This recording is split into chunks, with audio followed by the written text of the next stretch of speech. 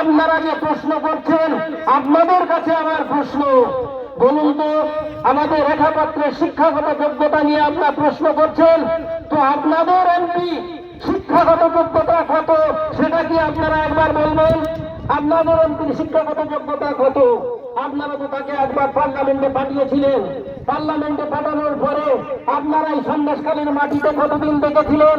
আপনাদের দাবি দেওয়া তার কাছে কতদিন জানিয়েছিলেন? আপনাদের দাবি দেওয়া নিয়ে আপনাদের কাছে সে কতদিন এসেছিল? আরেকটা কথা জানতে চাই এবং বলতে চাই আপনাদের কাছে, শিক্ষাগত এই শিক্ষার কথা যদি বলতে হয় তো এই এমপি সাহেব একবার জেতার পরে আপনারা জানেন, অনেকে টিভিতে দেখেছেন এবং মনেও রেখেছেন, উনি কিন্তু সাম্প্রদায়িক দাঙ্গাবাদী ছিল দেবঙ্গাতে। সাম্প্রদায়িক দাঙ্গা, ব্যাপক মানুষ তাতে ক্ষয়ক্ষতি হয়েছিল এবং হিন্দুদের উপর ব্যাপক অত্যাচার করেছিল।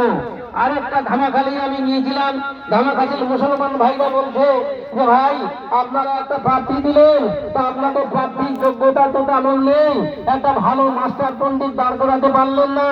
আমি তখন বললাম, ভাই মাস্টার পণ্ডিত দাঁড় করাতে পারি সেটা যেমন ঠিক, কিন্তু আমাদের এই প্রত্যন্ত এলাকার মানুষ, প্রত্যন্ত এলাকার একটা গৃহবধূ দাঁড় করিয়েছেন এমপি ভোটে।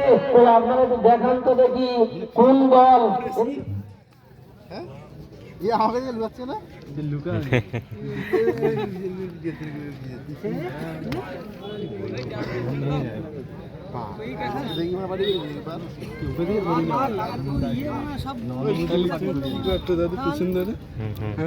আমি ভাষণ দেখিটি, কার কি ভাষণ দেওয়া যেতে পারে?